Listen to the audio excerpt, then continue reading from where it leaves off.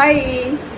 അപ്പോൾ എന്നോട് കുറേ പേര് ചോദിക്കാറുണ്ട് നല്ലൊരു ഫേസ് വാഷ് പറയണം പ്രിയ എന്നുള്ളത്. അതായത് നമുക്ക് ഫേസിലുണ്ടാകുന്ന എല്ലാ തരത്തിലുള്ള പാടുകളും മായ്ക്കാനും കണ്ണിനടിയിലെ കറുപ്പ്, മുഖത്തുണ്ടാകുന്ന റിങ്കിൾസ്, അതുപോലെ തന്നെ പലതരം പിഗ്മെൻറ്റേഷൻ ഇതൊക്കെ മാറ്റാൻ വേണ്ടിയിട്ട് നല്ലൊരു ഫേസ് വാഷ് പറയണമെന്ന് പറയാറുണ്ട്. നമ്മുടെ കയ്യിൽ ഫേസ് വാഷ് ഇല്ല, നമ്മുടെ കയ്യിലുള്ളത് ഫേസ് സോപ്പാണുള്ളത്. അത് ആൻറ്റി ഏജിങ് കൂടിയാണ്.